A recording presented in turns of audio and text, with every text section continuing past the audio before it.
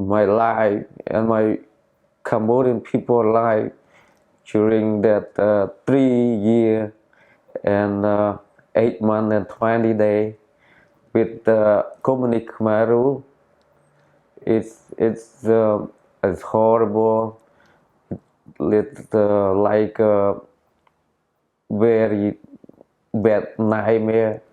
Just say like hell, you know. هاي ساميتي متي ديها دير أخوات أنيحة حج ندي أسرح ودادي أجلس ليش حسب سلزمة تطلي تصحب أنيحة كجر مكا خمن بزعبة خاي أول yeah that's it.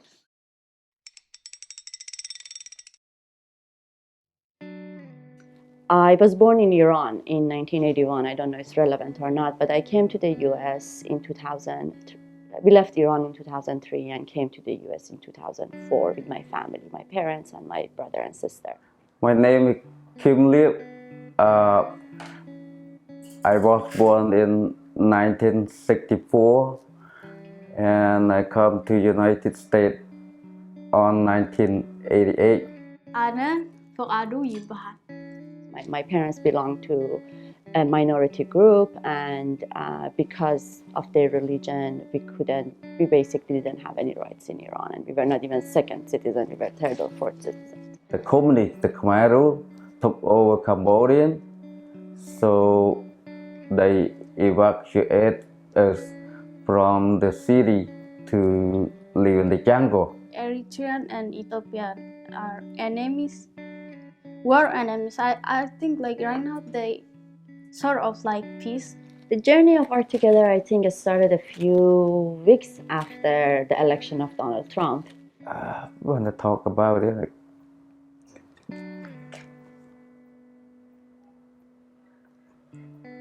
being a refugee myself, being familiar with the process, I knew that I want to work with the refugee community. Yeah, they were enemies. So if you just cross the border from Eritrea to Ethiopia, and you cannot go back to Eritrea because it's not legal. There is this sense of like shame about the language that you don't know and you feel like you should know, so it just makes you more isolated. I just dropped school when I was in 6th grade, I guess.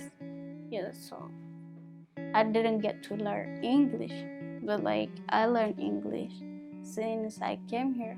yeah, I went to the church and study Bible, English Bible, yeah, something like that. So I started doing some need assessment to see some research, to see what is available, what is not available, what programs are here in Bay Area, what programs do we have here for refugee communities. I found out that after, like, if the resettlement process is still the same as 15 years ago. I waited for 1 year, and then after that, like, someone said, okay, I can adopt Figaro, and then okay, and then yeah. The services for many refugee communities is very, very limited again. And they are mostly about the logistic of the resettlement, finding a house, employment, sign up for a school, find a doctor, all sort of those new things that when you go to a new country, you have to take care of. When I go to high school, first time, like, kind of scared too, you know. I mean, yeah, I was so excited because I want to change my life. But yeah. Probably what we need is a community building program that doesn't require language. People don't treat me right either because people look at me like my clothes, the way I'm dressing, my shoe, because I wear the shoe from Philippines, the clothes from Thailand. In the beginning, I didn't like it because like everything is different. Like the language, the people, like it's not like the way I realized, like, and then yeah, but like I got to know it, and like now I'm like better. The original idea was like maybe some after-school program for youth only. I always had this passion to work with young women. But it's kind of hard. When first time come here, we don't speak English really good, and we don't know where to go. We don't know what to do. So the original idea was that, but again, it organically grew as I start like building relationship with refugee agencies and find out, okay, how can we take this service to different groups, to different communities, to different programs. Many immigrant is like the same as me, because like in the beginning everybody says, oh my god, America is so hard, like the life, and then like everybody is busy. One of the very first observation was like, youth great, but maybe older people or older adults need that even more than youth who are going to a school. So for maybe just start something very simple with adult or older adults. Even some people tell me, go back to your country, something like that. But I just ignore it.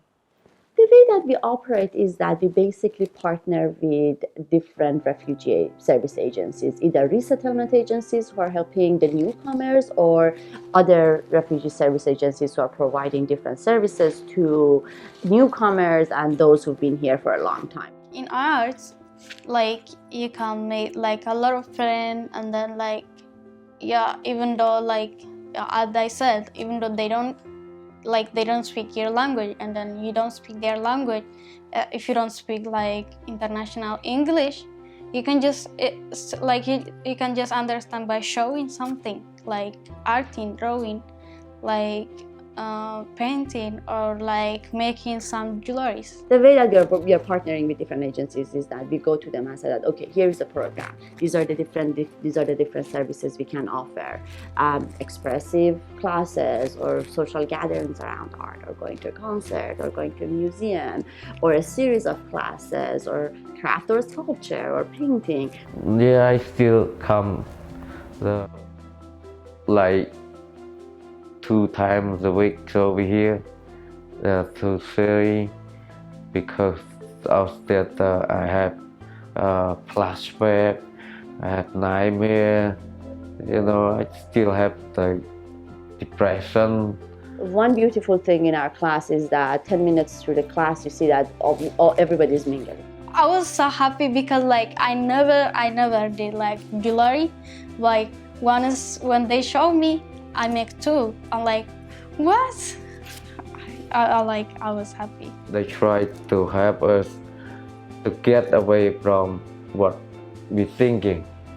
Yeah, they try to heal us. At the end of the meeting, people went around the room, so people were saying that how was their feeling about the class. And one guy said that I didn't want to come. My wife forced me to come today, but I'm glad I came, because now I know that these things that I'm experiencing is not just unique to me. Everybody in the room had the same experience, and that makes me hopeful for future. Yeah, I do like art because like it's fun, and then like as Miss Leva like told us, like even though you don't speak like the same language, you can like you can understand by motion, or like drawing, or like painting.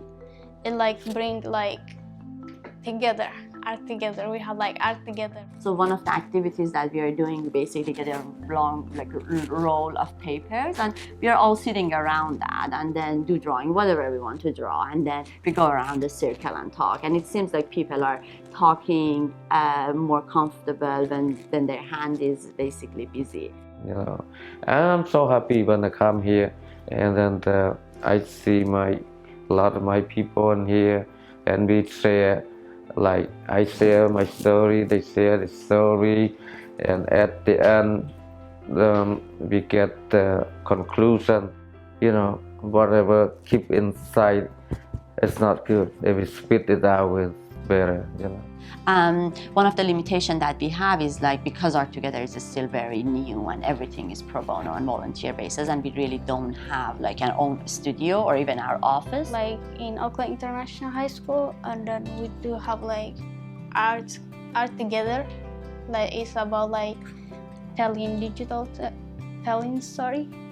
I love it. It's good like to remember like your past life, and then to learn about technology more.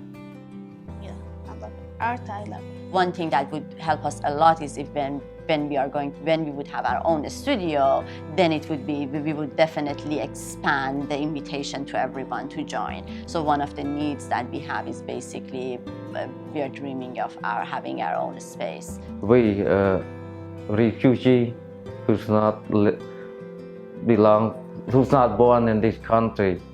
When we come to this country, first time it's really hard. So we got to try our best, very hard to make the life better, to live better.